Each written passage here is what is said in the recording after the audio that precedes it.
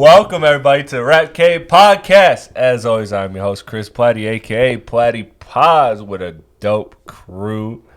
We got back from break, Big Blanket Birdie, B Mike, on the ones and twos. And then, of course, I got my man Christmas at ATL.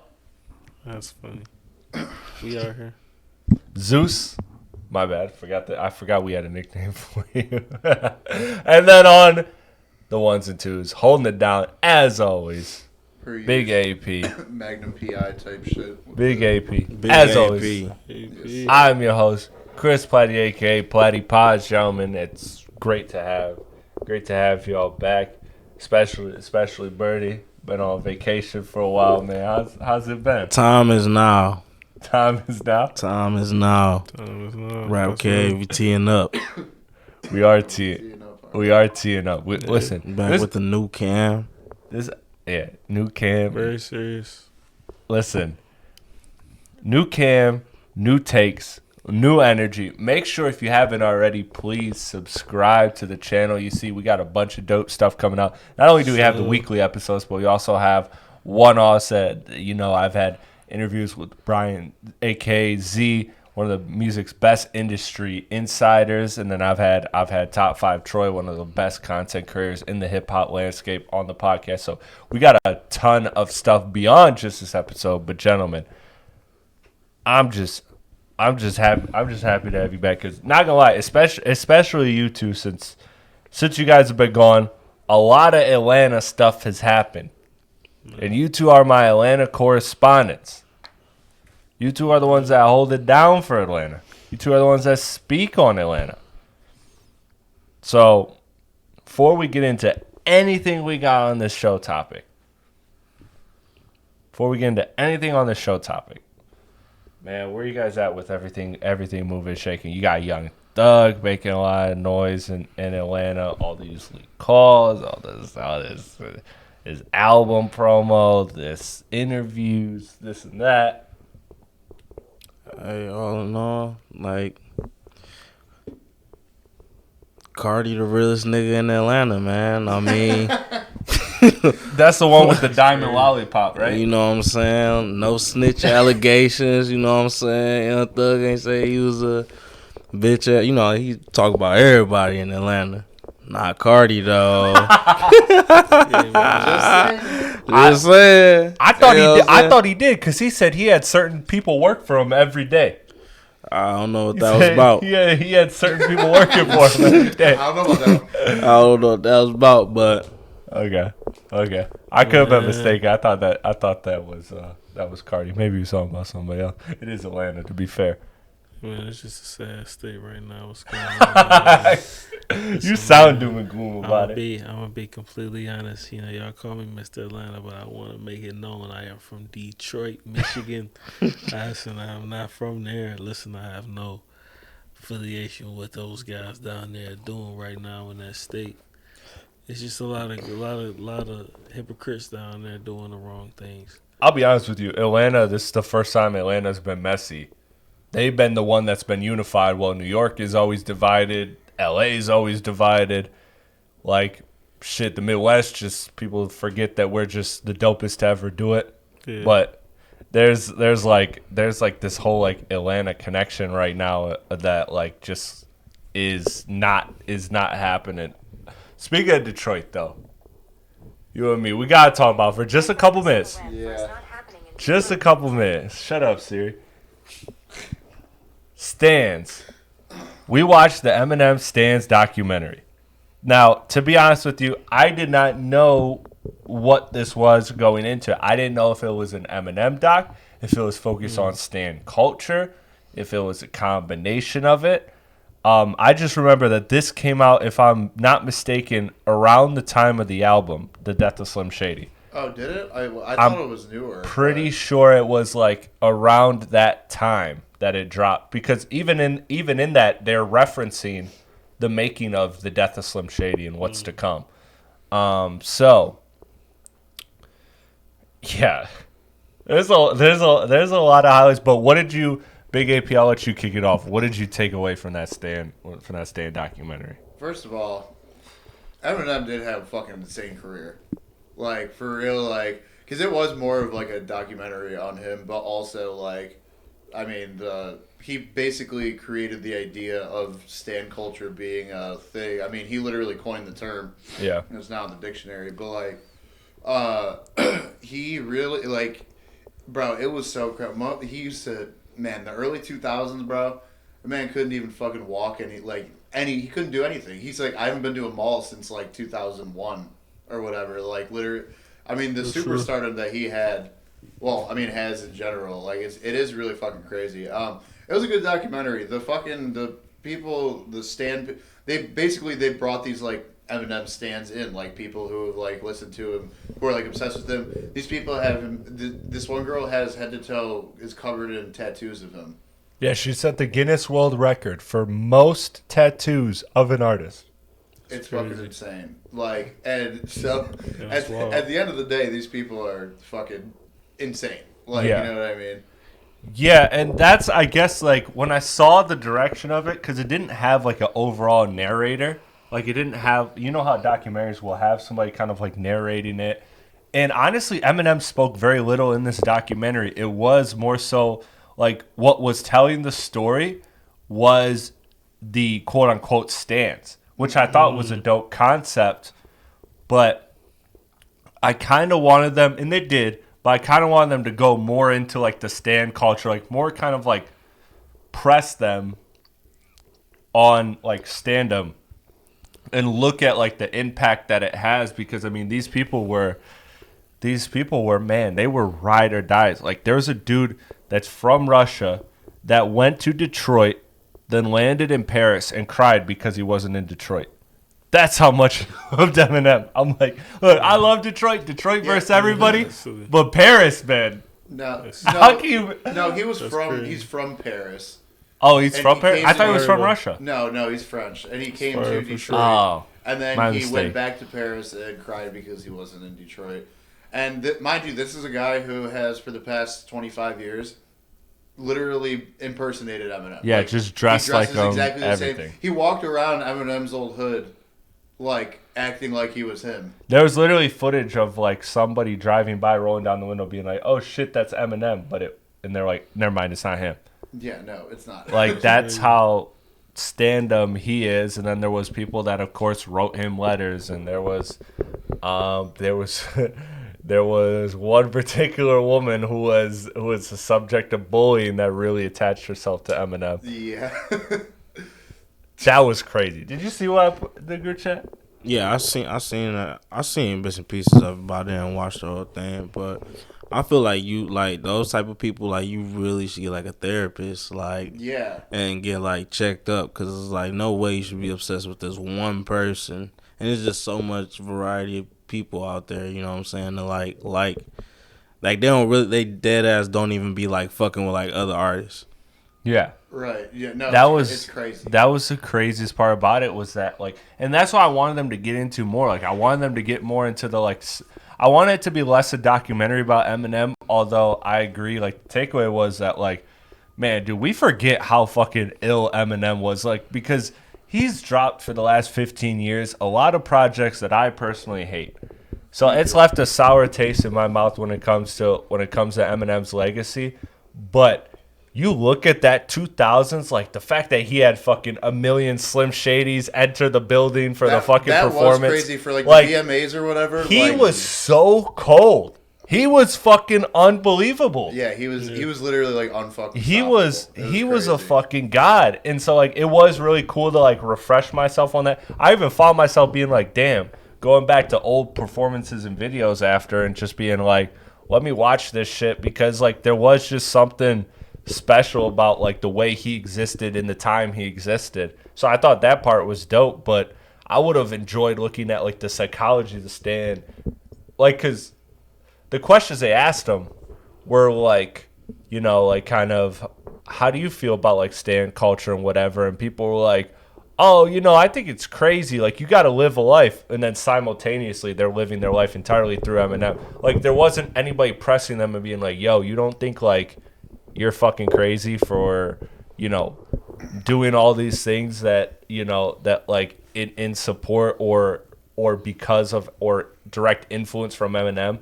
Like it was just it was a really honestly well done doc, but I wish they would have focused on that angle more because it became more so just like an Eminem like narrative driven doc, and I think that's cool. I think we should have one of those. But I also would love like just a whole deep dive into specifically Eminem fans, because that made me think of all the toxic fan bases we have. And look, we've seen some of our favorites in the last year develop the most toxic fan bases ever. Like, so that toxic fan base shit is terrible. I hate it. It ruins hip hop discussions. I would love to deep dive that and get that information out there so that I think people can look in the mirror and be like, yeah, this is fucked up. Like, what am I doing? Like, so much. I get having a favorite artist. I get an artist being influential in your life, or being appreciative of an artist. But to go the level that these people went to is just it's insane. It's crazy. Well, you can tell that they just never had a life outside of Eminem. It was just Eminem existed, and then that was their existence. They literally even said they were debating suicide when Proof died. Yeah, they said that they were like that, which is like crazy because Eminem is going through it right now. Because like Eminem knew somebody, like what I mean? It's just crazy, bro. And I realized about more towards the end of it, I'm like, oh fuck, all these people live here. Like we walk among them, dog, for real. Because they all want to be close to fucking where Eminem lives or whatever. Bro, I swear on everything. This one girl, so like the whole thing about how Eminem worked at Gilbert's Lodge, which is in fucking St. Clair Shores. It's a restaurant. He was like a dishwasher there. That was like part of the lore of him or whatever. This one girl has worked there her entire life because of that. Still, to this day. I go there with my dad. I've probably gotten fucking served by her before, not knowing that she's one of these fucking crazies. Because she's just hoping that one day Eminem will decide to come into Gilbert's. Yeah, literally. It still works there. So they're filming in there. And, like, the guy who dresses like him from Paris is, like, standing in front of Gilbert's Lodge, like, man, so this is the place. My man, you're on fucking 9 Mile and Harbor. Relax. Like, what the fuck are you talking about, bro? So it was pretty crazy to see, for sure. Yeah. That shit crazy because Eminem know that and he still ain't popped up to Gilbert's just to say what's up. Yeah. Well, another thing, like I'm feeling though after those people crazy. At the end, they even said it themselves. Even the stand said, "Yeah, Eminem can't move without security," because they literally asked everybody, "What would you do if you met Eminem?" And everybody was like, "I don't know what would happen." Like, yeah, it's just, and it's like. Yeah, you can't fuck around with that. People are crazy. They said, "Did you think that he'd be here today or whatever?" Because they all got interviewed. You think he's gonna meet all y'all? Fucking crazy, dog. He's like, "Hey, I'm never gonna interact with you in my life, but I fuck with you. Keep doing your thing." Like, at least the lady that work at the lodge. Yeah, I'll give her that one. But they were all like in the same place being interviewed, and it's like, you don't think Eminem's gonna show up to that when literally this is about how obsessed you are with him? Yeah. That's a threat right there. Yes. Yeah, so it was good. It was really it was a good retrospective on his whole career and everything. The one thing we gotta talk about too, because it's viral and I hate it, and there's a lot of stuff going on, but I just have to bring it up. Obviously, us being the platform we are, is like this David case, man. This shit is fucking just all levels of weird. I avoided it last week because last week I was like, the vibes are good. I don't want to fuck it up. There's a lot of circumstantial shit. It's weird, but there's a lot of circumstantial stuff, and I'm not gonna project who did what or whatever, but there's just a lot of nastiness going around when it comes to this situation. So apparently this girl who was either 13 or 14 at the time, her birthday is unspecified, but she went missing in April of 2024, April of last year. She was found dead in a trunk in a Tesla registered to the singer David. And so obviously that immediately flagged suspicion. At this time that we're recording, no cause of death has been put out. No no additional information. They haven't even technically labeled it a homicide as of now. They've just been investigating the body. Yeah, that really seems like a natural causes type of thing. Yeah.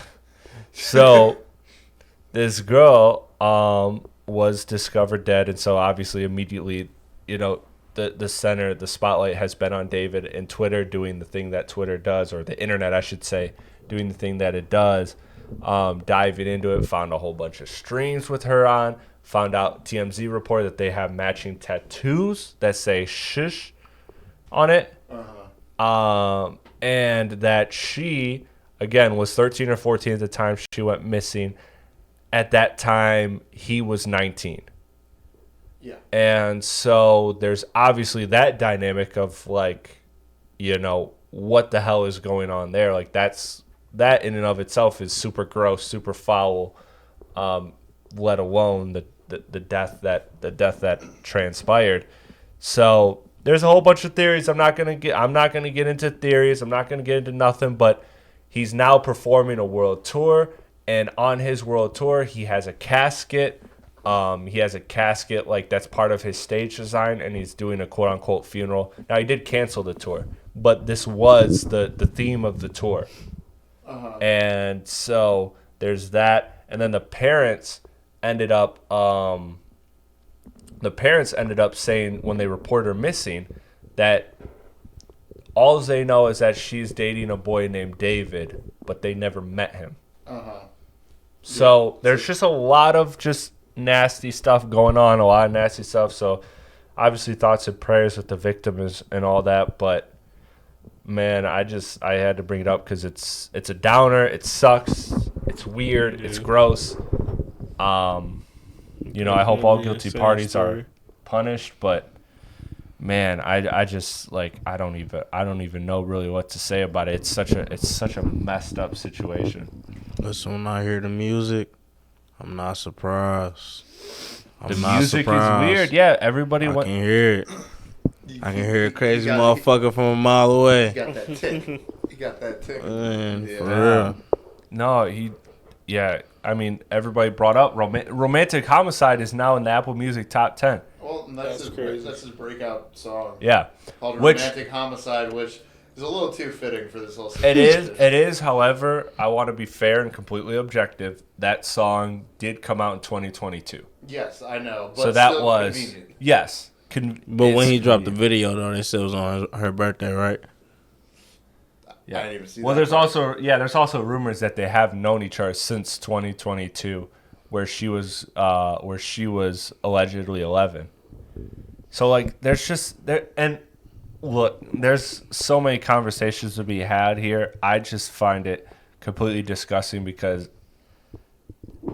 look, an 8-year difference or whatever they are is totally different from 22 to 30 or from 25 to 33 versus 19 to 11 or whatever the age difference is between these two, because it's not like specified. 15. Yeah, like Or 19 or 14. but it's very clear at that age, like, what a difference is. Like, I have literally never had in my life a situation where I saw somebody significantly younger than me, especially at that age, and didn't recognize that person was specifically younger or noticeably younger. Like, look, I think that's so crazy. So to me, I won't even give that pass. Again, if there's something that happens, we don't even know. The streams look like they operated as if they were very close. But there's so many effed up layers to it. So I don't know where it's gonna go. So you had something to say, right? What you was talking about earlier? What? Remember what you were saying earlier? About I mean, it's a real unfortunate story, man. Real unfortunate story.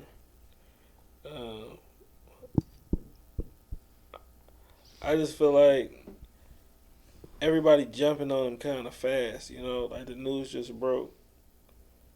Like, I think people should give it some time. I know, like, it's I mean, like, it's an interesting story with it. If that's the case, and if that's the case, that's really truly a horrible thing. But But it's easy for No, everyone. I get what you're saying. Everyone wants to develop an. I get what you're saying. Again, finger and whatever. I don't want to get into pointing any fingers specifically, and if I did kind of come off that way, I apologize, because I do want to respect innocent until proven guilty, the way our country is supposed to be run. But there's like theories of like whether it's him, whether it's a bodyguard. Again, we don't even know yet if she fully died. I'm just saying there's a lot of nasty things about this, and the story sucks for that. It's just crazy to me. This is the same guy right here when Meg got shot by Tory. Oh, he did that shit. That's the guy right there. I just want y'all to know. So, all right, that's a very messy correlation, but it's a lie. what I will say is facts. I went off of what I believe. Not you. Oh, you pointing at me. Well, you kind of just in the way. I was talking about Chris. Okay. Lean back. Tell me to lean back. Tell me to lean back. Yeah, no, that the suspect over there. Because I do think I did at one point jump to the conclusion of like Toria was guilty, and for that I came on this platform, I think, or this was before that platform. This was other platform I was on, where I was like, yeah, no, that was wrong. Like, you do have to respect the innocent till guilty. There still is so much with that case is a whole nother thing, because it still is like both sides are completely adamant on where they're at, and it's crazy. But yeah, no, that is generally how you have to operate. I get jumping. I get that sometimes 2 + 2 = 4, but you do have to kind of let things play out, because again, we don't know the significance of, or we don't know how she died. I've even heard rumors that her body was like cut up and everything, and that hasn't been like confirmed anywhere. So there's a lot of layers. Again, we don't even technically know how she passed. Not saying that obviously a 14-year-old death is probably not natural causes, but there's just a lot at play. So I just wanted to bring that up. But let me lighten the mood with two topics. Let's start with this guy actually. Well, let's start with Cam. Because we went negative, let's do a positive. Let's highlight somebody that did something positive, man. Shout out to Cam. Adrian Broner was on his podcast, and it is what it is with Mace and Treasure Wilson. And he was very infatuated with Treasure Wilson. He was very infatuated with her. Couldn't stop flirting with it. He looked, I don't know if you guys saw a clip. He looked fucked up. Yeah. He looked like he was like off of something, whether he was drunk, whether he was high, whether he was everything. He looked like he was a fifth of Henny in. Yeah. For sure. By the time he got to that mic. He was slurring his words and everything. He was just flirting with her. And Cam tried to defuse the situation several times. And then ultimately said, nah, you got to go. I'm going to pay you for your time. I respect you, but you got to go. Like, right. Can't do that. So, shout out to Cam, because I think he handled that perfectly. Gentlemen, how do you feel about how he handled the situation? Excuse me. Shit, I think he did it as properly as a rapper / host could handle the situation. I mean, he gave AB like two warnings before that. Yeah, like 2 or 3, multiple at least. Two easy. And you could tell Adrian Broner just ain't give a fuck. Like, he just ain't give a fuck for real, because I don't think he thought that Cam was going to kick him off that bitch for real or anything of that nature. But yeah, he stood on business, man. Gotta respect it. Oh, if you gotta have respect for the platform. Mm-hmm. Right. Yeah, I like how, I mean, he was honestly, he was honestly very respectful. You know, he just told him, you know, that first time, you know, a lot of people, you know, are not gonna warn you more than one time. He warned him the first time, and when the second one, you know, is respectfully, man, you know, I mess with you, but at the end of the day, it's business. So, you know, you can't have people, you know, messing up your business because you know they're your friends. So Yeah, it wasn't going to be a good interview either. Like at that point, he was clearly fucked up. He was clearly distracted. But the thing you know. is like people always do this every fight cycle after you know a big fight happens. They invite all these boxers to their platform. Yeah, for sure. Like I get why he was originally supposed to be on there, but yeah, he was acting out of line. Cam stepped up, and I know a lot of people were saying like, "Oh, I don't like that." Most people are unanimously like, "Hey, shout out to Cameron. He did what a man's supposed to do: protect a woman in the workspace." Because obviously, a woman on mic is very much put in a box of like, you know, like if a man is aggressive or flirting with you, if you kind of shut it down, you look a certain way. But if you accept it, you also look a certain way. It's a very tough position to put a woman into, specifically a broadcaster. And so there was that element, and apparently her boyfriend was there. And so some people have said, I don't like that he kind of brought the boyfriend into it. But I'm like, that was the best thing to do because in my opinion as a man, you're putting it less on, you're putting as little responsibility on the girl as whatever, like as you can. Like you're not saying that like, hey, she's super uncomfortable, you have to leave. No, he came across as, look, you're violating her, like you're just being super flirty with her, and her boyfriend's right there, and I told you stop multiple times. Now you got to go. That way, the onus, in my opinion, doesn't come across like the girl went to Cam for help. Like it didn't come across like Treasure went to Cam for help. She was, and shout out to her. That probably should have been how I kicked it off or early on in it. Is shout out to her for dealing with it in such a professional manner because she clearly did it. She did not let it bother her. She did not let it ruin everything. And she wasn't looking at Cam like, please save me, blah, blah, blah. Like, Cam just stepped in and did what a man is supposed to do and protect a woman in the space.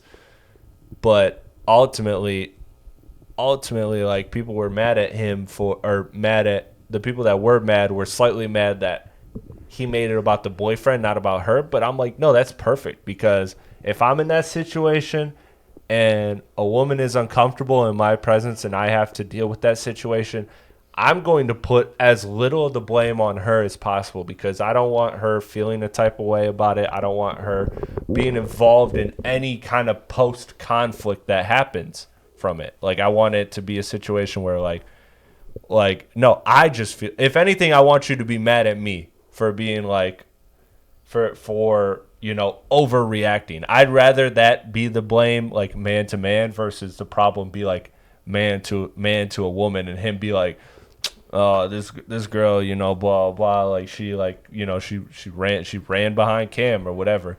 This looks like just Cam stepping up, handling it as a man. And me personally, I think AB knew exactly what he was doing, even though he was drunk. Like, I feel like he knew exactly, like. What do you mean in that sense? Like, he knew that. He was aware. Like, he was aware that, yeah. Like it's not like, yeah. Like, I think he was aware, and I think he was aware, like what Cam said the first time and all that. He just ain't give a fuck. He's drunk and he's a professional fighter. You hand me my juice right there. He's drunk and he's a professional fighter. So like honestly, if I'm him, yeah. What's gonna happen? I'll fuck any of you up if we get into a physical altercation. Like, you know, not siding with him by any means, but understanding that's probably how he thought was in that moment. Like, yeah, I'm drunk. I don't give a fuck. You know how it is when people get drunk, they act out of character. And on top of that, he's also a fucking professional fighter. Like, his hands are literally lethal weapons, registered weapons. So if push comes to shove, he can fuck anybody up in this room times 2. So, so that's probably why, like you said, like he knew he was crossing a line. He just didn't think, to go back to your first point, he didn't think that Cam was going to step in like that. He just thought that it was just going to rock. And it was gonna work. And then after the show, she was going to hit him up and be like, hey, I guess that's what he thought. But yeah, truthfully, he didn't give a fuck because he's drunk and he's got fucking hands and nobody in that room is fucking him up. You can send a team on that motherfucker and I promise you that team is going back fucking hospitalized. Ain't that his second time shooting his shot publicly and catching the L? I don't remember a first, to be honest with you, but I think it was that like could be Coil possible. Ray or some shit or something. He was trying to tell some female to come to his show, and she was just like, "Hold on." Yeah, I mean, like that could be kind of who he is, but yeah, shout out to Cam for handling that situation. Another situation. This episode has been all about tea. I promise we're going to talk about the Cardi album and new music, kinda. But this week, it really has just been, a bunch of drama. Dame Dash, Det Dash, whatever you want to call him, versus Charlamagne the God, Breakfast Club. Interview of the year for sure, hands fucking down. Gentlemen, how did you feel about that Charlamagne interview? Because I honestly seen a lot of two sides to the story. Like a lot of people on different sides. I saw some people say Charlamagne clowned him. I saw some people say that Dame Dash clowned Charlamagne and the Breakfast Club. And then I seen a bunch of people say it's fake. It doesn't matter. They were all just talking shit. What did you guys take away from it? I think both of those could be true at the same time, but I do think this proves exactly what I be saying. Like, like when it came to the whole Rob Markman shit, and when he quoted the Academics TV page, it's like, yeah.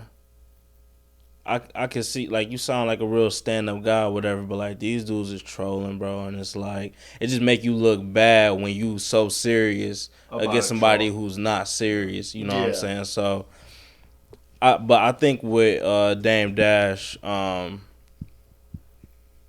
he's a guy who we seen, talk the talk and walk the walk, so it's like, when he kind of speaks, it's like, yeah, he might not be in a position to say certain things, but like he been there and done that. So it's like when he do say things, it still hold like a lot of weight and meaning, even though he might not be one of those guys at this very moment in time. I mean, I really liked the interview. I liked the interview.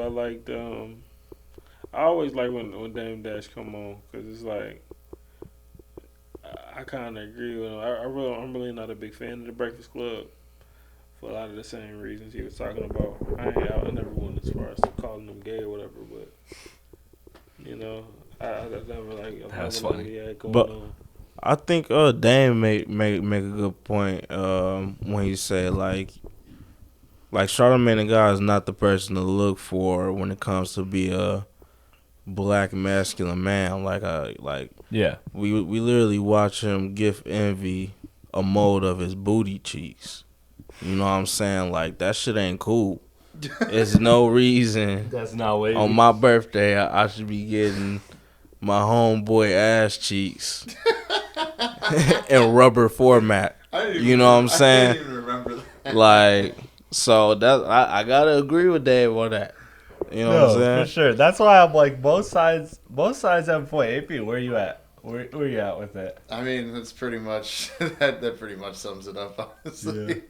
Yeah, I mean, Charlamagne isn't exactly the epitome of masculinity per se anyway. Yeah. Are you chalking it up? Like, do you think like one side looked better than the other? Do you think it, or are you just chalking it up to it is what it is? Like both sides were just fucking talking shit, and that's it. Yeah, I mean it's hard to whenever it's I mean even personalities aside, it's always hard to I guess look at it from like, you know, the host is tripping more than the guest or whatever. I feel like it always gets painted in that light no matter what. But Yeah. I think it was just all around probably it was a crash and burn. I think all around. Yeah. I'm And not. especially with all the shit Charlamagne and God be talking. Like every time Dame Dash make a wrong move, like he highlighting that shit Yeah. front line like a motherfucking newspaper. Like, Yeah, for real. so Yeah, I think personally, like if I had to pick a side on who quote unquote won, I feel like, and this is not common to the internet opinion, but there are people that have said it. I feel like honestly Dame kind of won. I get it's easy to look at Dame as like coming off as like bitter, salty, whatever, because Charlamagne does such a good job trolling, but. You know, like a lot of the things he said, like going back to the previous Breakfast Club interview he had where he was like, you guys aren't bosses, you guys aren't this, you guys aren't that. Like, there is some truth in that. Whether he is the best messenger for that message is 100%. completely a different conversation. But I do think there was some truth in what he was saying. I don't know the truth in what Charlamagne is saying when he's calling him, you know, in debt and whatever, blah, blah, blah. Because I don't know Dame Dash's finance, although he is reportedly trying to sue Cameron for $300 million for defamation. they say he owe like $2 million in taxes or some shit like that. Yeah, rich people owe a lot of shit in taxes, and then they find ways to write it off, or just because they owe $2 million in taxes, if they got fucking $200 million, then that's nothing to them. Like. You know, like, that's definitely not Dame Dash. I can tell you that. Yeah. For sure. I mean, look, I don't know. I'm not gonna do the digging, but no, man. I think Charlamagne was funny as hell. I thought Dame was funny as hell when he was like, this shit look dirty in here, cause he's like you got it. He's like you're a woman, Charlamagne, clean this shit up. Like he was talking shit, but Charlamagne was getting on him. Like Charlamagne, that's not gonna work. Charlamagne was literally messing, like, you know, making fun of Dame, getting him and all that, like getting him riled up. So I thought Charlamagne definitely got under his skin, and I thought he pointed out some good like hypocrisies that Dame had. Is like, you know, that Dame is so obsessed with Jay-Z, but I also think that's a fair point. Is he was like, hey. You never call out Jay-Z. Ever. Once. He don't. Charlamagne know it too. Charlamagne knows it too. But ultimately, I do think though historically, if I have to pick a side in Dame Dash versus Jay-Z, I'm picking Jay-Z. 110%. So like, you know, that's what I'm saying. There's layers to it. Dame Dash ain't got a blackout. I'm sorry. Yeah. You don't. So You don't. All right. Speaking of a black album, I say that because probably with the sales. Can you look up what Black Album first week sales are? Jamie, can you Google that for me? Because Cardi B dropped an album this week that is going to sell 1 million first week. Is going to be platinum first week. is it 453? 400 or 598. 598. Throw a number out there. Damn, almost.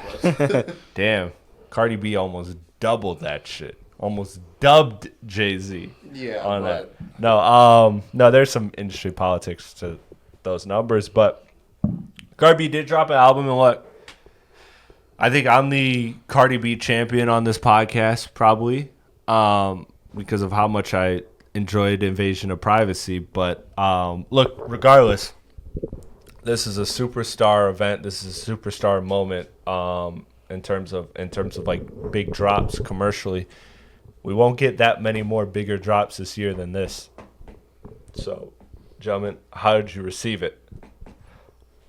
Let's talk about a woman's album right now. Men, how you feeling about it? The album was a solid 9 out of 10. 9 out of felt 10. The That's only- more than solid. I felt, but it's Cardi B. Okay. You know what I'm saying? I feel like it was deserving. I think on her scale, you're saying. Yeah. Okay, got you. I was gonna say 9 out of 10. I think the only thing, the one thing I feel like she went wrong with the album was the outro.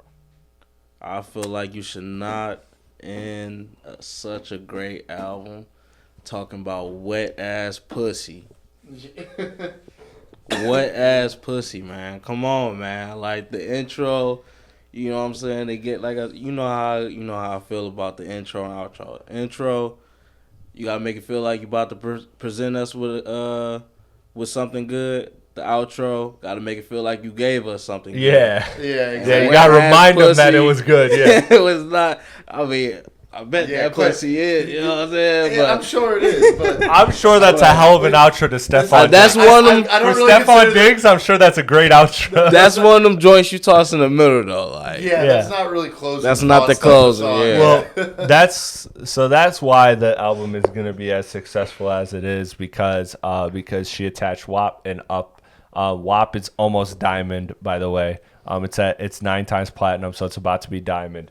And then Up, I don't know how much platinum it is, but so that was like a streaming game, like you tack on. So I don't even technically kind of count that as the outro. I count the song before those two as the outro. They just kind of slapped them on so that the numbers went crazy, personally. But no, I do get your point 100%.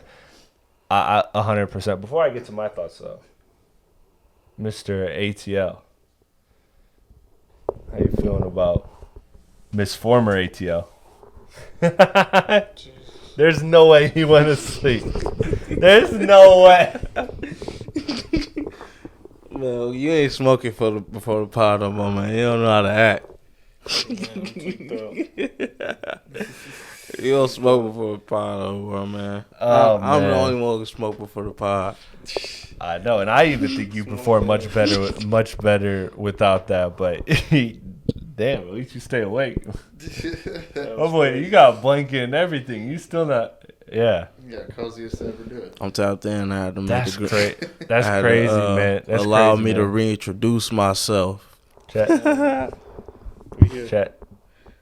Leave a like on this video for Sleepy Zeus. No, I think the Cardi B album was fire because it's like, to me, it's like it's one of those albums that's really good because she tried like a sound she tapped into every sound for this album. She like gave you an LA type record. She gave you a Spanish type record. She gave you bars. She gave you the sad shit. She kind of like she really had the versatility on this album that you want. But again, it's 23 songs, my man. So like, as good as some of this music was, like I can't really rate the album superbly high because it doesn't have a lot of replay. Whereas Invasion of Privacy was 14 songs, but like 13 of the 14 or 12 of the 14 were absolute fucking slappers. So like I can run that back no problem front to back. This 23 songs, I like a good, like I really like a good like 6 or 7. I would say I'm cool on, like 12 or 13 tracks. And there's nothing bad on here. But there are some songs where I'm like, just not me. But dope samples, dope features, expensive ass album. She showed her ass. She did what she had to do on this album. Like she's gonna get those girls that don't got an attitude. She's gonna pipe them up a little bit. So, gentlemen, just know that, it's next week or two. Your woman's gonna be talking to you a little bit more spicy. She's gonna have a little bit more pep in her step when she's talking to you. Watch out for her notes. Watch out for her notes. Facts. And I'll say, in the context, I like the Imaginary Players record more. I like it more too now that I've listened to it like a little bit more. Like I didn't like her flow. Her flow felt rusty on it. But yeah. I kind of selled into it. Yeah. Yeah, I like it more now in the context. No, yeah. I thought it was I thought it was a dope album. Really, honestly, again, I was glad that they put the money behind it. They did, because I felt like Cardi B to succeed needs the money behind her. Like she needs that push. And after all the years of drama when it came to Cardi B and an album that we got, that being said, this album delivered, because honestly, it's not Invasion of Privacy. It's not nearly as good as Invasion of Privacy, but it delivered in the sense of we've seen a bunch of artists beef with their labels, not put out music for several years, and then put out an album and it's shit. This album is at least very good. This album is excuse me. This album is very good. This album is at least quality. So I think Cardi B, man, I think she did what she needed to do. It's not a perfect album, but I think she did what she needed to do to keep it moving, let it rock. I enjoyed it, man. I enjoyed it. I thought it was dope. And I think when you like take some time off like that, it's good to drop a 20+ song project. That's true too. And I think and it's no telling how long it's gonna be until the next one comes. So I didn't expect this one. So so beyond this, yeah, I didn't think she was actually gonna drop Friday. Yeah, I didn't think she was gonna drop. Yeah, did she announce she was dropping Friday? Yeah, it was like a month ago. Okay, it was like a month ago. She did. Hey, and that's you brought up a great point. I'm glad you brought that up. Thank you, Birdie. Shout out to Cardi B, because she bought into rolling out an album. She has been everywhere. She has been, doing videos. Oh, yeah, she definitely. She's been really promoting her album, doing the legwork that that me and Z talked about on our Rap Cave podcast. Shout out to Z. If you haven't, go check that out. And we talked about how important it is for an artist to buy into an album rollout, and how important it is for them to do that, because it really does make a difference in the sales and the reception and the performance of the album. And I think, Cardi B, look, she's a superstar. She could have easily just dropped this shit, not cared, and then whatever it did. Doesn't matter. She's already Cardi B. She's already lit, blah, blah, blah. But she's bought into this, and I think she has delivered on this album. I mean, hell, she got pregnant for this album. That's crazy. Talk about a crazy PR move. Can I just say this? Can I just say this? The Cardi B pregnancy thing. Again, take the man's word for it here. Am I tripping when I say this shit looks fucking crazy for Cardi B? I think that looks crazy to have a kid with Stephon Diggs, who has openly a terrible reputation. There's literally an interview of when he was on the Vikings. They were interviewing everybody in the locker room. They said, if you could have one guy on this team not date your daughter or your sister, who would it be? And they all said unanimously, without question, Stephon Diggs. Right. like without question. And, he got her pregnant. And then when she announced that she was pregnant, he commented under, and I quote, "Proud of you." That's crazy. That's crazy. Right? Like, come on, Joe. Like, I'm proud of you. Like, if that's your homegirl, and she's really feeling the dude, and she posts the pregnancy pic, and he comments under, "Proud of you." Like, if that's really your friend, you're telling her, yo, that motherfucker ain't shit. He trolling a little bit too hard. Yeah. Ain't shit. That's fucking crazy. That's fucking crazy. Because Cardi B went from, she went from a very serious relationship, a marriage, multiple kids. It had its flaws, whatever. They end in divorce. This is now the first person she's been quote unquote public with. And it just so happens to be about the And it happens worst to be choices. this guy, and you get pregnant and have a kid with this guy. So like your last set of kids come from like this person that you thought you were gonna marry forever and be with forever, and now you have this, and now you've crossed into baby mama status. Like it's just to me it's crazy. If I was on Cardi B's consultant team, I would say Cardi B, that was a stupid move. That is fucking crazy. But hey, man, wish the best. Wish the best. I guess no matter what. Am I out of pocket? You a fucking multi-millionaire, eh?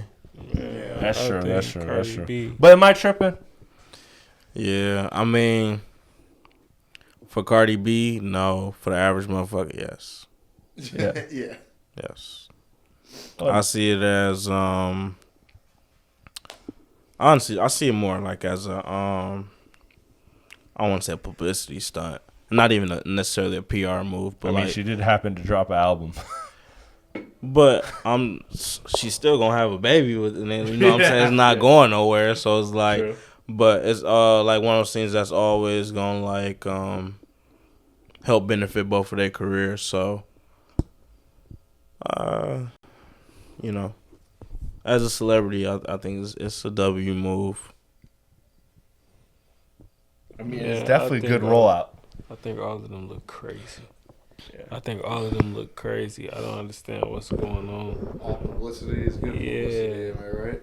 I mean, but how far do we take that? That's Well, that was more satire. Like, Yeah, you know what I because- mean. What we're accepting these days, right? As you know, it's like the wood. Like, where's the bar going? Like, you know what I mean? But Well, I'm not accepting That's a shit. different It ain't my fucking life. I'm just saying if that was my female friend, I would be like, get ready. To quote Dave Blunt's, the great Dave Blunt's to Kanye West, "Find God." man, Did you see why he left Kanye? He said he was getting groomed. Yeah, that's crazy. That's And crazy. that's what I saw. Someone said, someone was like, knowing what we know about Ye is like, he probably was like, I don't believe that you could actually fuck, and tried setting him up with some shit. And someone was like, and he's sitting there watching a fucking, like scientists watching a bear ride a unicycle. Like, it's just so, honestly, it's not that far-fetched. Honestly, you ain't lying. You ain't lying, man. That's some silly shit. Listen, there was a lot of other music that dropped. I will give this floor to anybody that wants to highlight anything. We had a Lefty Gunplay album. We had a Laser Dim album. We had a Huncho album. You're really bringing me in here, man. We had what was the other album? Hold on. What was the other album I listened to? Payroll put something out? yeah. Oh, I didn't actually. That wasn't on my radar. Damn, I'm gonna have to find somebody new because that's fucked up. Currency put out a project. Destroy Lonely put out a project. Oh yeah, Jay Electronica dropped like all of his leaked music. That was crazy. I know. I honestly kind of forgot that happened. I listened to it. Feels like it hasn't really got talked about that much. Yeah, I mean, Jay Electronica. I mean, if there's ever a time to not talk about Jay Electronica, it's probably right now. Yeah. But Something about his ancestors. But- Something about God. dude, he's got a song called "Who Killed Michael Jackson." Like, Gee, yeah, I wonder what that one's about. he's got, dude. No, that's the crazy part. Is one listen in, they were talking about the military. There was like some dude talking about the military. Like he ripped some speech about some like war general talking about the military for like 4 minutes of this 8-minute song, and I'm just like, what the fuck is going on? So I don't know. Jay Electronica though, he always raps good, so he'll kind of like pull me in. No. just because he can rap so fucking good, man. But yeah, that was dope. So anybody, and shout out also Tia Corinne before we get out of here. I gotta shout out Tia Corinne because she got her first gold single. Shout out to her. That's an artist that I've been following for years. So She had a song called like Pancakes or some shit like that. is that shit the one was that went hard. gold?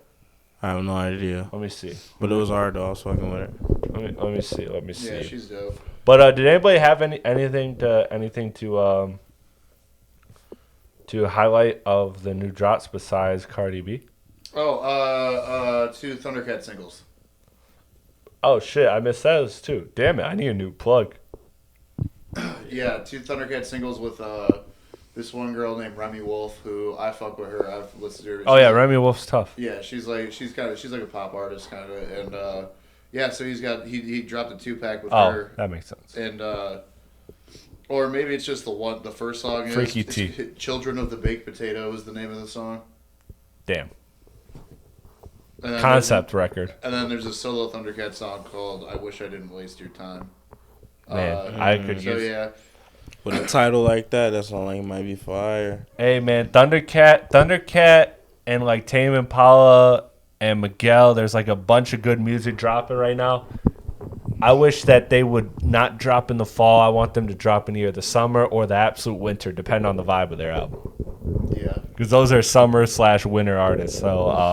So I'm excited though. There's a lot of dope music coming out. Doja Cat I think has an album next week, so we'll see what that's about. Yeah, and it was Freaky T was the Tia Corinne single, which makes sense. That is, I guess, statistically her biggest record. If I had to guess, that was her biggest record. It definitely probably is now statistically. But shout out to Tia Corinne for that.